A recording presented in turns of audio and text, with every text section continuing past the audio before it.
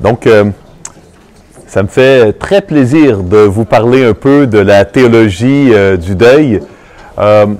Écoutez, ce que je vais vous partager aujourd'hui,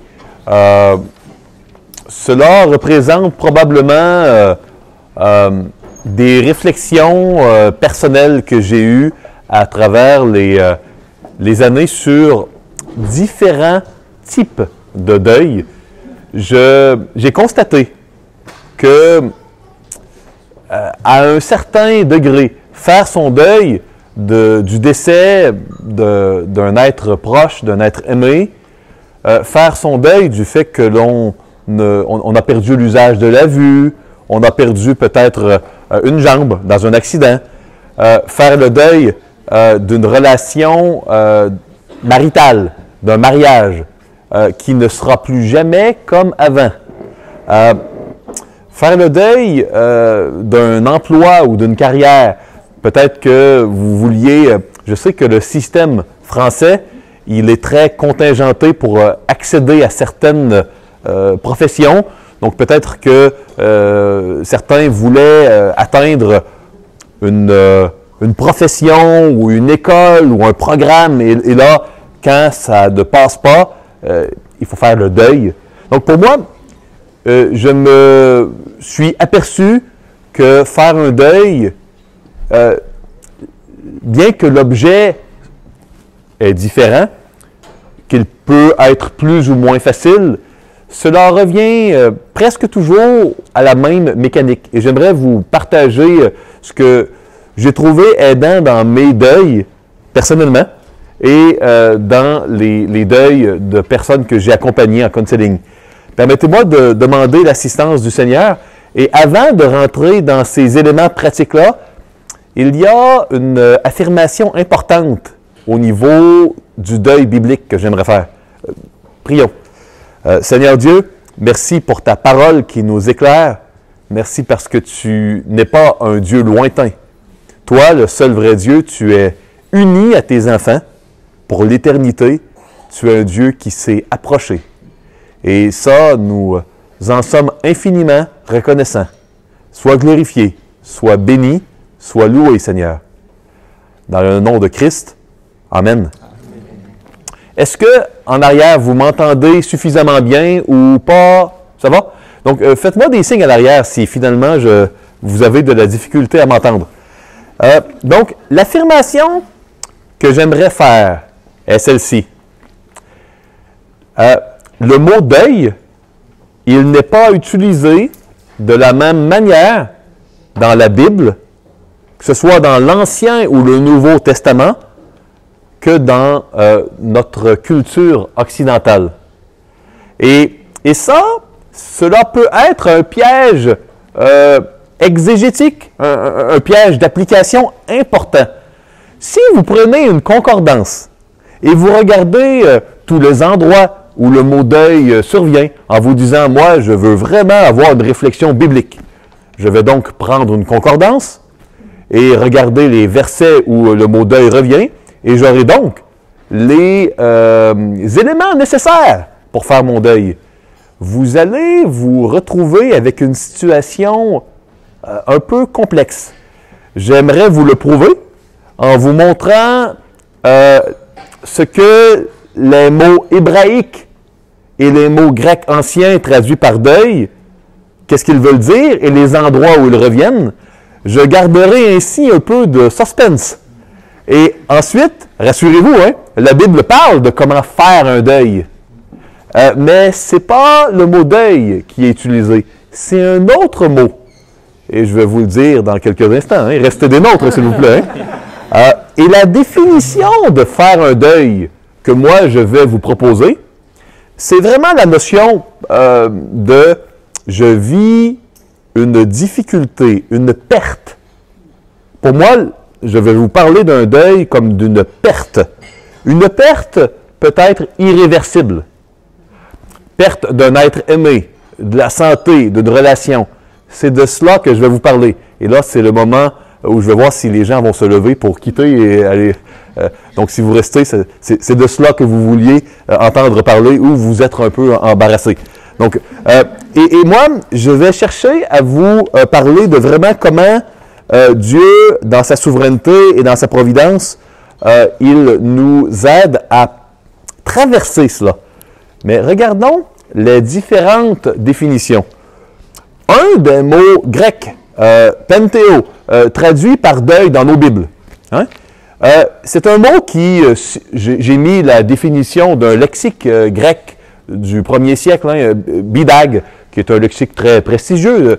Et on va ici comprendre que dans le Nouveau Testament, quand le mot pentéo, traduit par deuil, survient dans votre Bible, il est question d'expérimenter de la tristesse suite à une situation, particulièrement le décès de quelqu'un. Donc, pas l'aspect de passer, de survivre à une perte. Hein, faire un deuil, c'est survivre à une perte, être en paix avec une perte, réussir à être bien dans sa peau et à fonctionner à nouveau après une perte. Le mot pentéo, c'est seulement la tristesse quand il y a une perte. Et on va le voir, par exemple, dans Luc 6, 25. « Malheur à vous qui êtes rassasiés car vous aurez faim. Malheur à vous qui riez maintenant car vous serez dans le deuil. » Donc, et dans les larmes, pas de stratégie particulière pour surmonter les pertes. Hein? Regardons les autres mots. Ici, encore une fois, les expressions de tristesse, la Bible la traduit en français souvent par deuil. Sentez votre misère, soyez dans le deuil. Bon. Et dans les larmes, que votre rire se change en deuil et votre joie en tristesse. Ici, c'est un appel à la repentance, à la bonne tristesse. Utile, biblique, mais pas quelque chose qui va m'aider quand je perds mon enfant, quand je perds mon mariage, quand je perds ma santé. Nous sommes d'accord? Si on va du côté de l'Ancien Testament, j'ai bien peur que cela n'amène pas une résolution.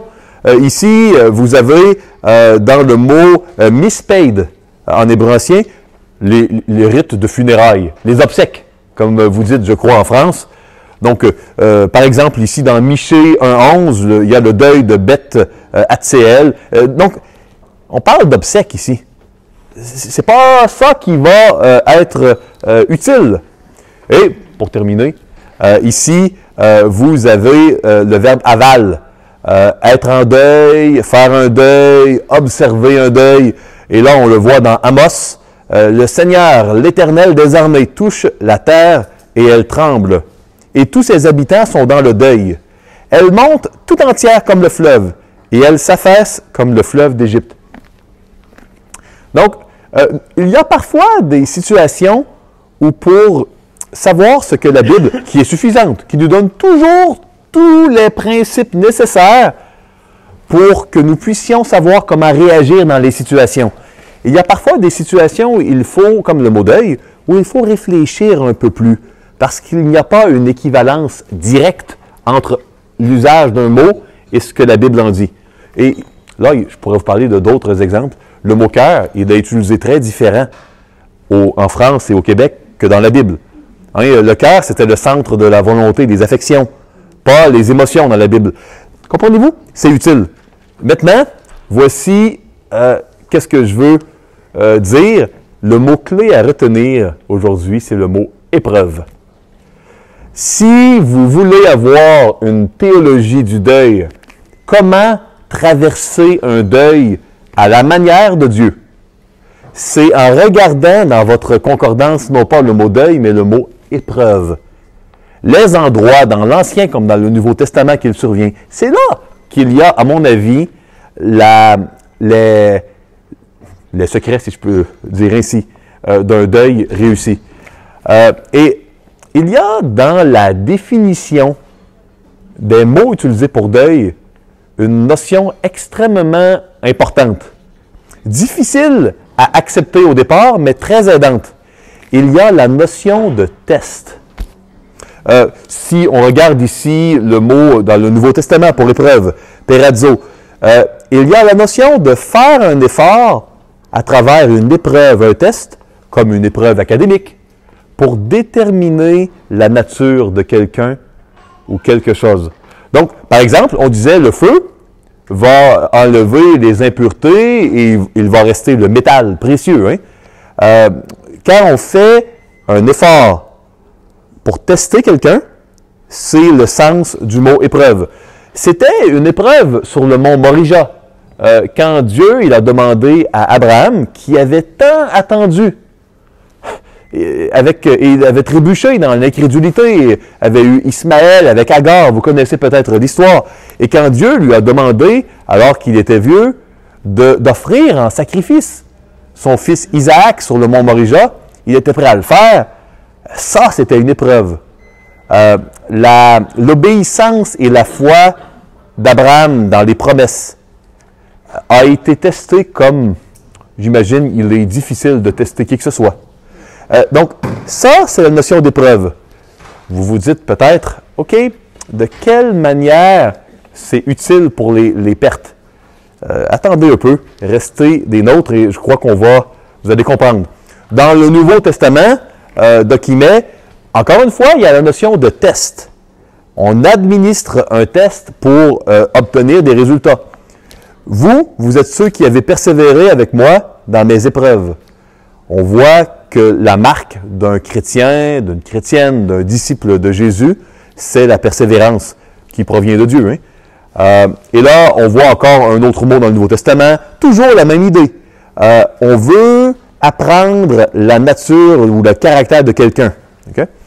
Et ça peut être, si c'était par la négative, si les résultats étaient négatifs, ça serait vers le péché. Hein? Maintenant, voici ce que je veux vous dire en premier. La Bible nous enseigne que les pertes qui seront permises par le Seigneur, quelles qu'elles soient, permettront que la réalité de notre foi soit révélée. Ça, c'est le premier élément.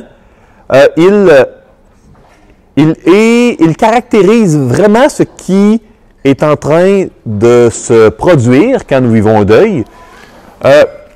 Ce n'est pas la bonne manière d'accompagner quelqu'un qui a un deuil, de simplement lui lancer cette vérité sans aucune introduction, sans aucune compassion, mais ça reste quand même la nature fondamentale d'un deuil. Un deuil va être, que l'on aime ou pas cela, bibliquement, une épreuve qui va révéler notre cœur et notre foi. Je vais partager plusieurs réflexions dans quelques instants qui seraient des applications bibliques de comment faciliter un deuil, mais un deuil, par définition, une épreuve, ce sera difficile. Par définition, faire un deuil sera quelque chose qui va révéler notre cœur, qui probablement amènerait quelqu'un qui n'a pas une foi authentique à agir autrement. Donc, ici, dans Galates 4, est mis à l'épreuve par ma chair, vous n'avez témoigné ni mépris ni dégoût. Donc, ici, il y avait la notion d'un handicap quelconque, probablement du côté de Paul, et il n'a pas été un objet de dégoût. Cette épreuve a montré que les Galates l'aimaient vraiment. Vous savez, si vous voulez savoir si quelqu'un est vraiment votre ami, ce n'est pas après avoir gagné un fort montant d'argent à la loto que vous allez savoir qui est votre ami. Si vous êtes sportive, ce n'est pas après avoir gagné les Olympiques. C'est quand tout va mal. C'est là que vous allez le savoir. Si vous êtes marié, ce n'est pas quand vous êtes très aimable, très gentil, très gentille, que vous allez voir si votre époux ou épouse vous aime vraiment. C'est quand vous n'êtes pas gentil ou gentille. Vous comprenez? C'est la notion d'épreuve. Faire un deuil va être utilisé par Dieu pour plusieurs choses et ça va être révélateur. Vous savez qu'il a été mis à l'épreuve en se consacrant au service de l'Évangile avec moi, comme un enfant avec son père. Ici, il y a la notion de regarder comme un sujet de joie complète les diverses épreuves auxquelles vous pouvez être exposé sachant que l'épreuve de votre foi produit la patience. Ici, il y a une nouvelle notion. Et ça, c'est heureux. Juste, si j'arrêtais là, on dirait, ouf, Dieu, il se sert de la souffrance pour révéler, mais j'aurais voulu qu'il y ait plus, parce que c'est coûteux si c'est simplement pour révéler. Rassurez-vous, le Seigneur s'en sert comme l'exemple de la mosaïque que je vous ai partagé ce matin. Il s'en sert pour faire quelque chose de tellement beau, de tellement glorieux et lumineux. Quelque chose qu'il n'aurait pas pu faire autrement. Parce que Dieu étant Dieu, fait toujours les choses de la manière optimale, de la manière la plus parfaite. Faire différemment de Dieu aurait été 100% du temps moins bien faire. Vous comprenez?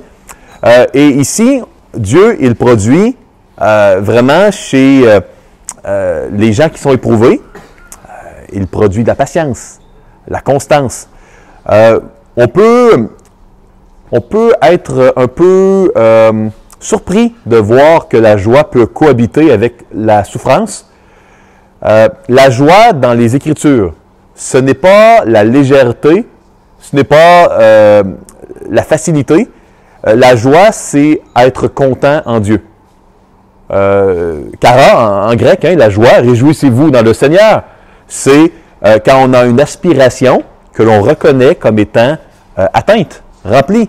C'est pour cela que Jésus lui-même, alors qu'il était en train de suer des grumeaux de sang dans Luc chapitre 22, on sait si on lit Hébreux chapitre 12, versets 1 et 2, qu'il avait les yeux vers la joie à venir. Donc la joie à venir, dans le cas de Jésus, a cohabité avec l'angoisse à en suer des grumeaux de sang. Donc, on doit être content de ce qui arrive parce qu'on sait que Dieu fait bien, même quand notre vie trébuche et qu'on ressent absolument que de la souffrance. Et ça, c'est difficile.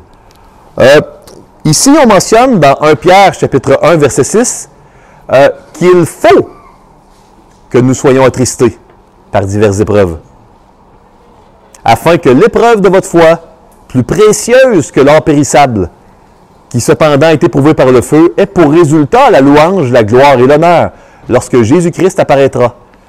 Il était nécessaire pour les enfants d'Israël, dans Exode chapitre 16, de quitter Élim, l'oasis formidable de Exode 15. Pas moyen de délivrer le cœur esclave des enfants d'Israël autrement. Et le Seigneur, il a de grandes ambitions pour nous. Ces ambitions, elles sont justifiées et nous ne serons qu'émerveillés quand nous serons dans la gloire avec lui, de voir le poids incroyable de gloire qu'il y avait. Sur terre, nous devons marcher par la foi, comme Abraham. C'est ce qui nous a sauvés pour ceux et celles qui ont mis leur foi en Jésus, et c'est ce qui sanctifie et fait grandir. 2 Pierre 2, le Seigneur s'est délivré de l'épreuve les hommes pieux et réservé les injustes pour être punis au jour du jugement. Donc, Dieu, il ne délivre pas des épreuves en enlevant les épreuves. Moi, c'est ce que je souhaiterais, bien souvent. Si vous avez lu Daniel au chapitre 3, vous savez, Shadrach, Meshach et Abednego, qui ont refusé dans la vallée de Dura d'adorer la statue, ils ont été jetés quand même dans la fournaise. Dieu les a délivrés en étant présent avec eux au milieu du jugement, pas en enlevant le jugement. Qu'est-ce qui nous sauve, selon le livre, l'Épître aux Éphésiens et Colossiens? C'est par l'union avec Christ. Dieu est présent avec nous. Hein? À la croix, nous sommes morts et ressuscités avec Christ. Sa présence dans le jugement de la foi, de la croix avec nous, et ce qui nous sauve, surtout par sa résurrection par la suite. Vous comprenez? Dieu n'enlève pas les épreuves. C'est pas comme ça qu'il fonctionne. Il est présent avec nous au milieu des épreuves. C'est difficile, mais ça va être plus facile si on s'y attend. Je fais une parenthèse, une aparté, si vous le permettez. J'ai eu le privilège d'étudier dans ma profession séculière précédente la douleur chronique. Et les études sur la douleur chronique, hein, une douleur qui, au Canada, on définissait à l'époque la douleur chronique comme une douleur qui est présente depuis plus de 6 mois, 6 à 12 mois chez un patient. Et on voyait, 6 ici, bon, 3 mois en France. Donc ici, on réalisait que, savez-vous quels sont les patients qui, dans les études scientifiques, réussissent à se rétablir et à avoir le meilleur fonctionnement physique et mental après avoir eu de la douleur chronique? Ce sont les soldats, les études américaines, c'était l'armée. L'armée, ils avaient une capacité bien plus élevée que les autres catégories de la population. Et moi, je soupçonne que la raison pour cela, c'est parce que les soldats, et là, ce sont des études américaines, donc permettez-moi de les citer. Les soldats américains, j'en ai connu plusieurs, moi, dans leur entraînement, ils sont préparés à souffrir. Dans leur bootcamp, il y a un ami chrétien qui m'a dit qu'il a été Marines, et il m'a dit que c'était pire que d'aller en prison, hein, de faire le bootcamp des Marines. C'est très, très difficile. Et là, on te prépare à souffrir.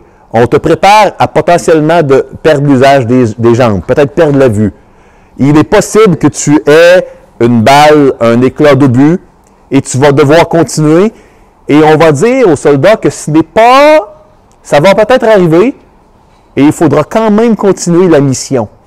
Que la mission n'a aucun lien face à la souffrance.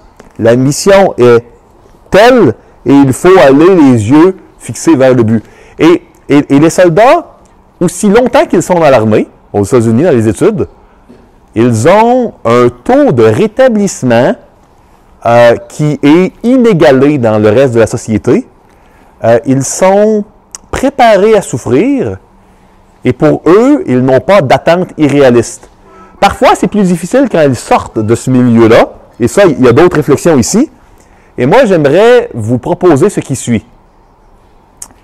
La raison pour laquelle la Bible, le livre de Dieu, d'un Dieu d'amour, la raison pour laquelle elle nous parle tellement de souffrance et d'épreuves, c'est parce que Dieu nous aime. La raison pour laquelle je dois être porteur d'une nouvelle qui pourrait sembler mauvaise ici, en disant le deuil, hein, faire un deuil, l'épreuve, ça va être difficile et Dieu n'enlèvera pas, mais il va être avec nous. La raison pour laquelle j'amène ce message-là, c'est que si vous croyez que c'est biblique et que la Bible, elle dit la vérité, si vous acceptez cette réalité-là, parce que vous croyez qu'elle est biblique et vous croyez que la Bible est vraie, vous allez avoir une résilience qui va être augmentée. Ça va être plus facile au niveau spirituel et probablement même au niveau psychologique. Vous comprenez?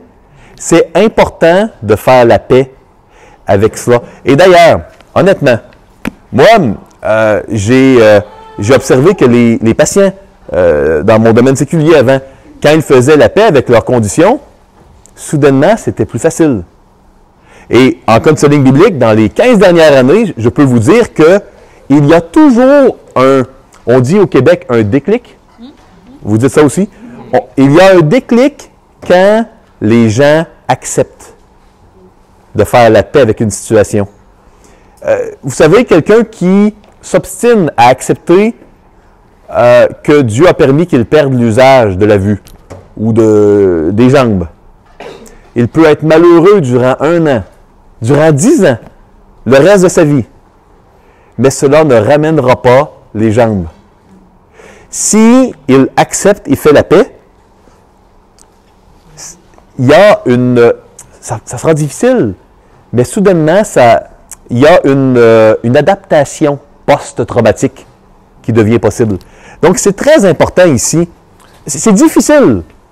Si on veut une recette miracle, on peut y croire un bout de temps, mais ça ne sera pas éternel parce qu'il n'y en a pas de recette dans un monde brisé pour que la douleur soit enlevée. La douleur, elle sera enlevée dans le temps de Dieu. Là, quand on aura les nouveaux cieux, la nouvelle terre. Et ça, c'est important de s'en rappeler.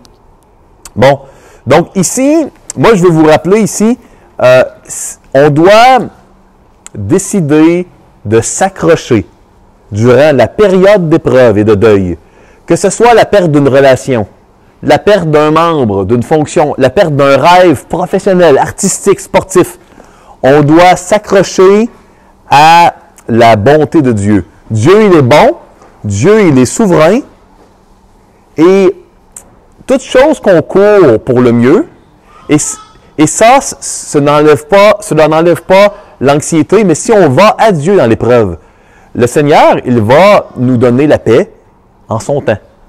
Et plus vite on lâche prise et on abandonne, mieux c'est. C'est pas dans la présentation, mais je vous lis rapidement un verset qui, moi, me fait beaucoup de bien. Le psaume 46. Okay?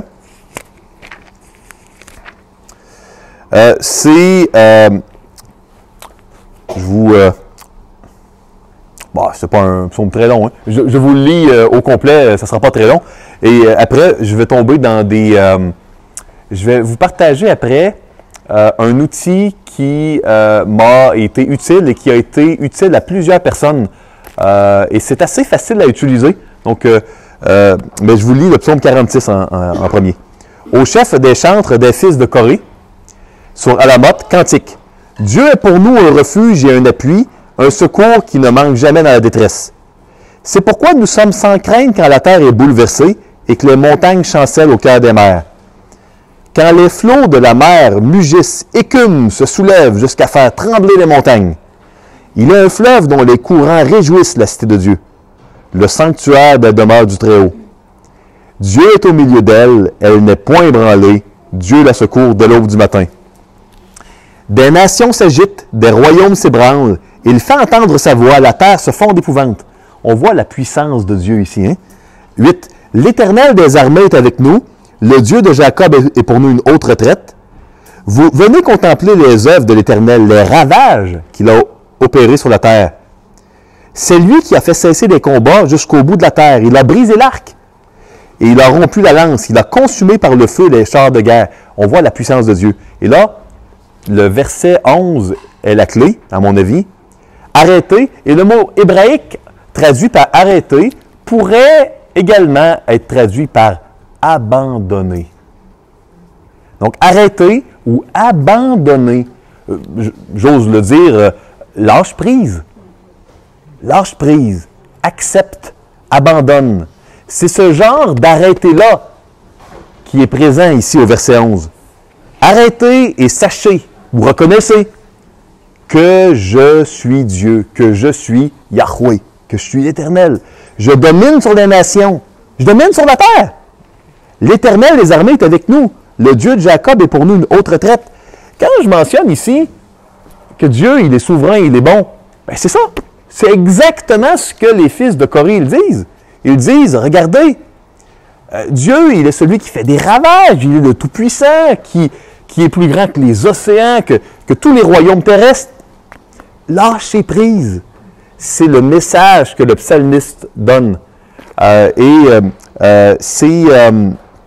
C'est vraiment intéressant de voir ce message parce que c'est exactement, moi dans ma vie, à plusieurs reprises, dans des moments où il y avait des situations que j'avais de la difficulté à accepter, des pertes que je mesurais et je me disais, je voudrais différemment, de m'accrocher à qui Dieu est, puis de dire, OK, je dois lâcher prise et me rappeler qui est Dieu. Il est bon, il est souverain. Je peux vous dire que cela m'a amené à prier davantage, et quand je le faisais, le réconfort n'était que très temporaire, parfois pas émotionnellement très élevé. Mais après chaque tempête dans ma vie chrétienne, il y a toujours eu le beau temps. Et le vrai beau temps, hein, la vraie belle température, elle va nous attendre dans l'éternité. Hein? Et ça, il faut s'en rappeler. Donc, maintenant, j'aimerais vous parler d'un texte qui a été écrit en 2006 par John Piper et par David Powlison, qui est un professeur qui a eu beaucoup d'impact dans ma vie quand j'étudiais le counseling. Les deux ont été atteints à quelques je crois que c'était quelques jours ou quelques mois d'intervalle du cancer. Ils en ont guéri. John Piper vit toujours. David Powlison est décédé il y a quelques années d'un autre cancer, un cancer du pancréas. Et ils ont écrit donc les 10 raisons don't waste your cancer. Ne gaspillez pas votre cancer. Piper l'a écrit en premier. Il a mis 10 affirmations. Et David Powlison a ajouté à chacune des 10 affirmations. Et je voulais vous présenter cela parce que c'est tellement bien écrit. J'ai mis un abrégé, hein, parce que le texte est plutôt long. Mais honnêtement, pour moi, malgré tous les livres sur les pertes, sur le deuil, moi je peux vous dire que quand je rencontre des gens qui ont perdu leur enfant, leur petit-fils, qui ont perdu leur mariage, bien sûr, je les écoute. Bien sûr, on prie, on lit la parole. Mais dans les conversations que j'ai avec ces personnes, les principes que je cherche à amener avec douceur et compassion dans les conversations, ce sont ces 10 principes-là. Et l'endroit où je les trouve les mieux articulés, ce n'est pas dans des longs livres sur le deuil que j'ai chez moi, c'est dans cet article de quelques pages que vous pouvez retrouver gratuitement sur le site Internet de Desiring God. On en a également une copie en français traduite.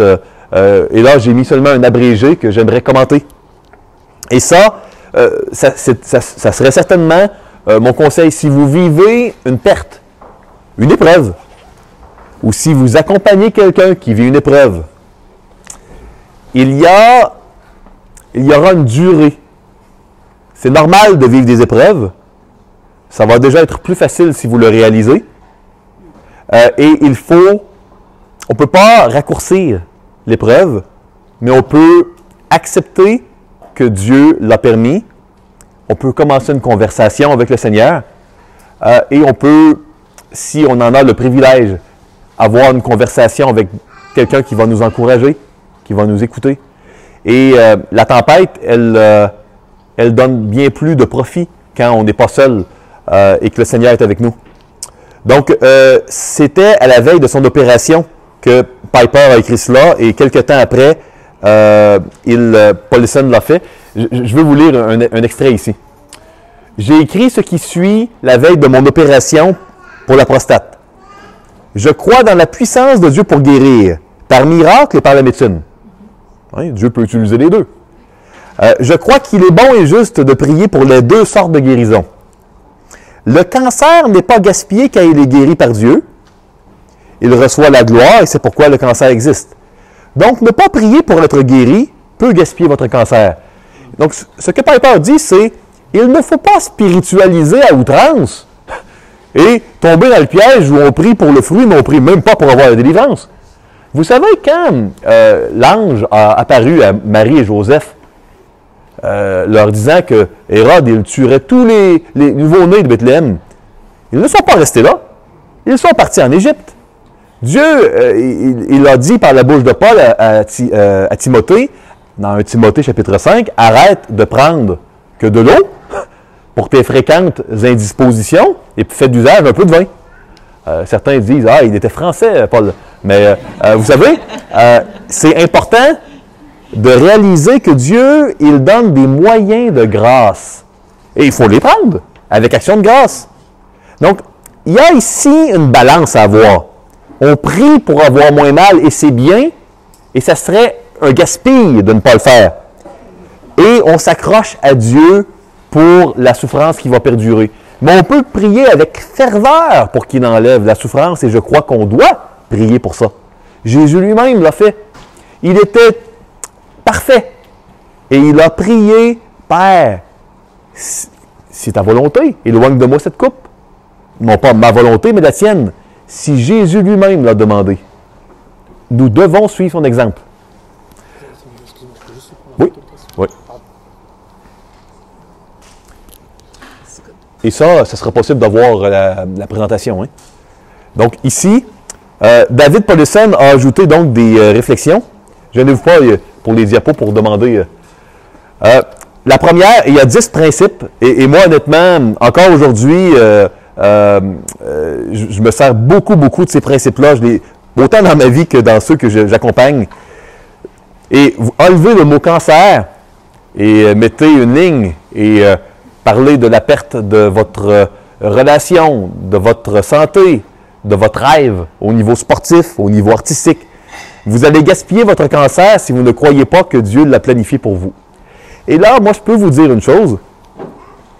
C'est facile de ne pas trop réfléchir à la différence entre ce que Dieu permet et ce que Dieu décrète. C'est facile de ne pas trop y réfléchir si jamais on n'est pas dans la fournaise de l'épreuve. Mais je peux vous dire une chose, que quand la fournaise de l'épreuve survient, là, il faut y penser. Est-ce qu'il y a une différence entre ce que Dieu permet et ce qu'il décrète? Et moi, vous pouvez penser différemment, mais quand je lis la Bible, puis je vois Job, le livre par excellence pour la gestion de la souffrance. On est d'accord, hein? Il a tout perdu, presque. Mais on voit, il le plaignir et le consoler de tous les malheurs que l'Éternel avait fait venir pour lui. Et on voit dans Job 2 endroits que Job, sous l'inspiration divine, il attribue la maladie au Seigneur. Bien sûr, on voit que Dieu n'a pas été l'auteur. À plusieurs endroits, on voit que Dieu n'est pas l'auteur. On pourrait nommer également l'exemple dans le 2e livre des rois, si ma mémoire est bonne, on a, ou à la fin du 1er livre des rois, on a les faux prophètes qui prophétisent le succès. Et là, on voit que Dieu, dans sa souveraineté, il y a un mauvais esprit qui a inspiré pour pas qu'il fasse la volonté de Dieu. Donc, Dieu, il est souverain sur toutes choses. Hein? Il n'est jamais l'auteur du mal, mais il y a des mots qu'il permet et d'autres qu'il ne permet pas. Et vous savez, le fait de reconnaître que Dieu, il va permettre dans sa mosaïque des choses difficiles. Ça vient de Paulison, ça ici. Paulison, il disait, « Cela ne doit jamais nous laisser stoïques. » Vous savez ce qu'est le stoïcisme? C'est de nier notre souffrance, de ne pas en parler, de ne pas prier pour le soulagement. Le fait de savoir que Dieu, il est l'auteur, pas celui qui va être l'auteur direct, mais qui va décréter, qui va être souverain, ça veut dire que c'est à lui qu'on doit parler. C'est lui qui est souverain. C'est à lui qu'on doit parler. Et de connaître la souveraineté de Dieu devrait nous amener à engager un dialogue honnête avec Dieu. Une conversation du cœur. Et c'est ce qu'on voit. C'est ce qu'on voit dans les psaumes. Je vais vous parler d'une manière pratique avec un exercice à utiliser dans la dernière session sur comment utiliser les lamentations pour gérer la souffrance. Vous savez, c'est ce qu'on voit dans les Écritures. Hein? Dieu désire que l'on ouvre notre cœur, que l'on répande notre cœur. Et on le voit dans les psaumes, dans Habakkuk, à plein d'endroits. Et ça, c'est loin d'être un exemple d'être stoïque ou Dieu permet, donc je dirais. C'est pas ça que le Seigneur nous enseigne dans la parole. Je vais plus loin ici, mais il y aurait beaucoup à dire sur chacune des 10 étapes qui ne sont pas séquentielles. Hein? Vous allez gaspiller votre cancer si vous pensez que c'est une malédiction et pas un cadeau. Vous savez, Dieu il a promis à Abraham, « Je bénirai ceux qui vont te bénir, je vais maudire ceux qui vont te bénir. » Lisez Nombre 22, 23, 24 et vous verrez que personne ne peut amener Dieu à maudire ses enfants. L'histoire de Balaam. Hein? Donc, dans le péché originel, quand vous lisez Genèse chapitre 3, la conséquence du péché a été pour Dieu de maudire le sol, maudire le serpent, mais il n'a pas maudit Adam et Ève. Et après le péché, le premier péché, il y a eu une bénédiction plus grande que le péché qui a émergé, le proto-évangile, la première promesse de l'évangile. Il y a le fils d'une femme qui va écraser la tête du serpent. Donc, Dieu, il ne maudit pas ses enfants. Et vous savez, il y a des éléments très, très douloureux, des pertes douloureuses que le Seigneur veut utiliser dans la souffrance, dans le désert, pour que nous soyons davantage à son image, pour que nous soyons prêts à aller à la maison, à aller auprès de lui. 3, vous allez gaspiller votre cancer si vous cherchez votre réconfort dans vos chances de guérir plutôt qu'en Dieu. Ça, c'est un danger. Ce n'est pas mal de faire un recensement du peuple. Pas nécessairement. On voit des recensements du peuple, par exemple, dans le livre des Nombres, et il n'y a pas de problème. Cependant, on voit dans 2 Samuel, chapitre 24, que quand David il fait un recensement, là, c'est un péché, hein? Puis il va y avoir un châtiment. Compter les chevaux et les chariots dans la Bible, dans l'Ancien Testament, c'est pas mal, mais c'est mal si c'est l'appui de notre cœur. Est-ce que vous comprenez? Donc, de se documenter sur le cancer, sur la perte, sur peu importe le deuil d'un mariage, ce n'est pas mal. Ce n'est pas mal, sauf si nos réconforts vont là plutôt qu'en Dieu. Et le but de Dieu avec votre cancer, c'est justement d'éliminer les faux appuis. Le désert, c'est un endroit où il n'y a pas d'appui. Et si on trouve des moyens de s'appuyer sur rien, ça défie le but du Seigneur de nous amener dans un désert. Il nous amène dans un désert parce que sinon, il semble que nous ayons de la difficulté par moment à nous appuyer sur autre chose que lui. Il a besoin de nous amener là pour nous appuyer sur lui. Mais ce n'est pas qu'il prend plaisir à ce que nous souffrions.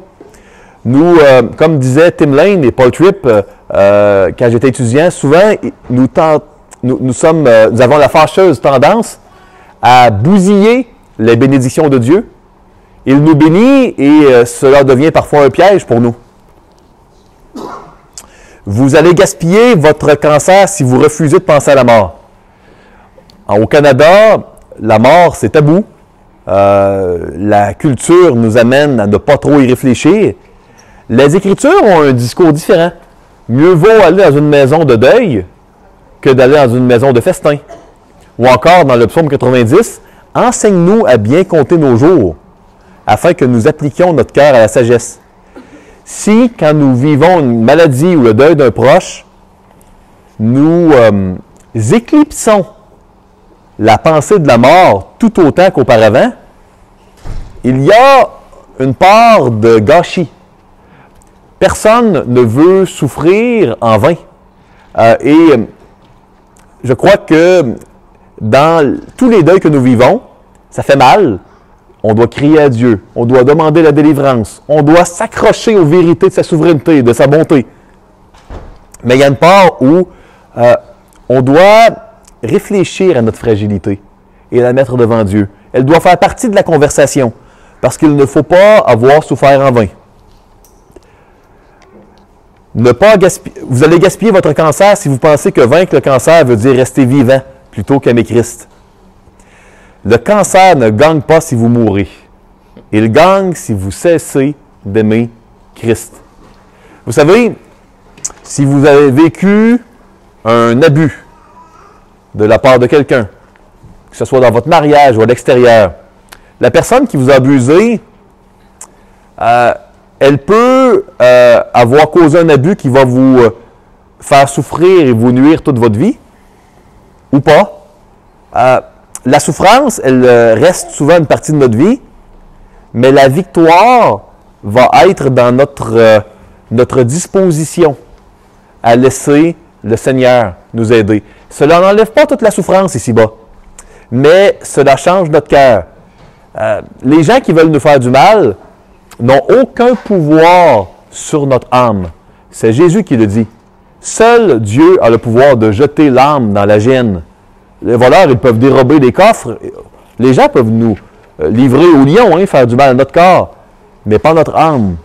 Et notre âme, Dieu veut la bénir, mais il le fait au moyen de la foi.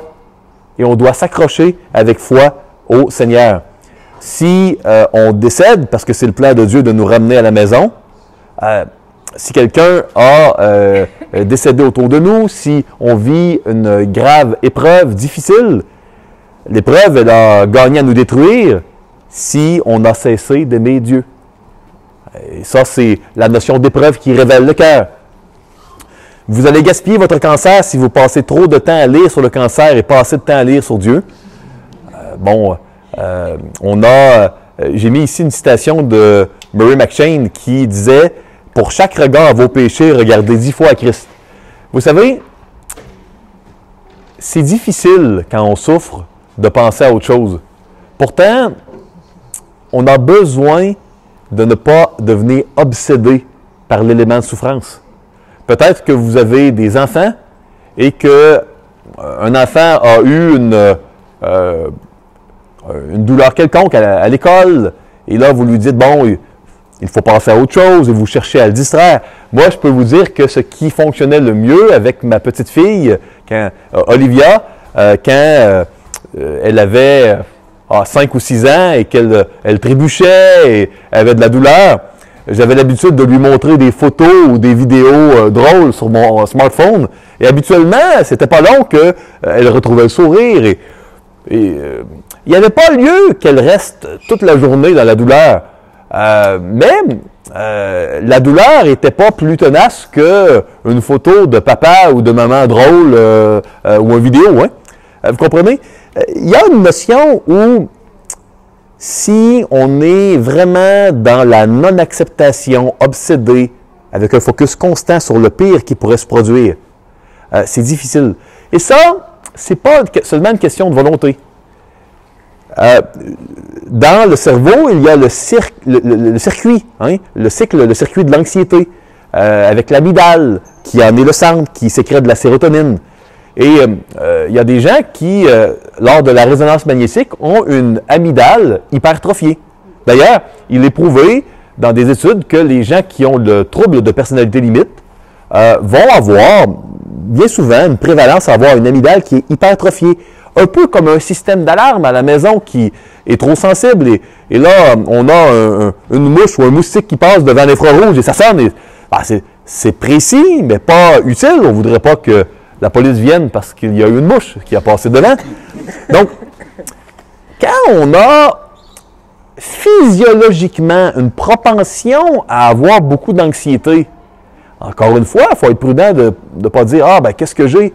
C'est quoi mon problème? Pourquoi je ne réussis pas à faire confiance à Dieu? » Ça va être plus difficile de faire confiance à Dieu quand la ligne est occupée. Mais Dieu, il est souverain sur nos sensibilités, sur les handicaps, sur le contexte que nous allons vivre. Ses plans sont parfaits et il sait ce qu'il fait. J'ai été vraiment très impressionné de voir comment des épreuves extraordinaires peuvent malgré tout devenir inoffensives face à la décision de personnes à mettre leur foi dans le Seigneur, puis à persister, à avoir les yeux sur Christ. Une dernière parenthèse ici. Quand il y a des personnes qui consultent pour des dépendances quelconques, puis ils veulent de l'aide dans des dépendances, je leur dis souvent, dans vos démarches de repentance, si votre dépendance à l'alcool, par exemple, a volé la place du roi Jésus-Christ dans votre vie, il ne faudrait pas que votre dégoût du péché soit la nouvelle idole qui vole votre place à Jésus-Christ. Donc, donner 10 fois plus de place à Christ qu'au péché, c'est très bon ça. Oui, on veut bâtir une démarche de repentance, mais la repentance, ce n'est pas seulement se détourner du péché, c'est se tourner vers Christ aussi. Vous allez gaspiller votre cancer si vous le laissez vous isoler au lieu d'approfondir vos relations fraternelles. Ça, j'aimerais en parler un peu. Voici ce qui se produit souvent. Les églises locales de tout temps sont toujours des rassemblements de personnes qui sont pécheresses et qui vont donc se blesser les uns les autres et pécher les uns envers les autres. Mais c'est le plan de Dieu. C'est la colonne et l'appui de la vérité. Peut-être que parfois, quand on est blessé, on dit « Oh, c'est pas un bon plan, je vais en proposer un autre. » Ouais, mais il ne faut pas proposer, si vous êtes chrétien, un autre plan que votre maître, Jésus. Maintenant, on peut essayer de mieux faire le plan de l'Église locale, et ça commence par nous, mais il ne faut pas essayer de changer le plan de Dieu. Vous comprenez? Et là, je sais que quand on est vulnérable, qui d'entre vous aime se montrer quand on est vulnérable? Montrer sa faiblesse? On n'aime pas montrer notre faiblesse, hein? Parce que là, on dit, j'ai déjà une tuile, hein? Est-ce qu'il y a des gens peut-être immatures qui vont manquer envers moi et me blesser encore plus? On ne voudrait pas ça, hein? Peut-être qu'on l'a déjà vu. Et ça, c'est l'erreur à ne pas faire. Parce que cela perpétue un cycle dans l'Église, on ne se montre pas vulnérable. Vous savez, vous allez être potentiellement une bien plus grande bénédiction que vous pouvez l'imaginer si dans votre faiblesse et votre vulnérabilité, vous décidez de ne pas vous isoler. Donc, il y a un bénéfice pour vous, mais parfois, le plus grand bénéfice est pour les autres. Il ne faut pas tenter de cacher nos signes de faiblesse et d'imperfection. Quand on vit d'une manière ouverte notre foi, on est bien souvent d'une bien plus grande inspiration pour les autres. Et Dieu nous fortifie. Parce que quand on est en train de faire du bien aux autres et que Dieu nous utilise, ça nous fait du bien, ça nous encourage. Il y a une psychologue à l'Université d'Ottawa qui a été popularisée par une de ses techniques. Il y avait certaines situations c'était pas une croyante, de dépression chronique récalcitrante au traitement. Et elle avait eu beaucoup de succès en amenant des clients dans certaines régions difficiles de l'Afrique pour les amener à aider des gens qui sont souffrants. Et là, des patients qui avaient été récalcitrants à tous les traitements qui ont précédé, ont vu une amélioration de leurs symptômes qui a perduré dans le temps de retour au pays. C'est pas une chrétienne, mais il y a une notion où Dieu nous appelle à aimer Dieu et aimer son prochain. De ces deux commandements, Matthieu 22, 37 à 39, dépendent et s'attachent toute la loi et les prophètes. Nous ne sommes pas faits pour être constamment centrés sur nous. Nous allons être centrés sur nous. Cela fait partie de la brisure du péché. Et notre vie est un combat. C'est ce que Dieu nous dit dans la Bible. Un combat, une course d'endurance. Et c'est important de le réaliser. Vous allez gaspiller votre cancer si vous êtes affligé comme ceux qui n'ont aucune espérance. Nous allons être affligés autant que les gens qui n'ont pas d'espérance, pas moins. Mais nous devons l'être différemment. Et ça, c'est par la foi que nous ne sommes pas seuls et qu'il y a un but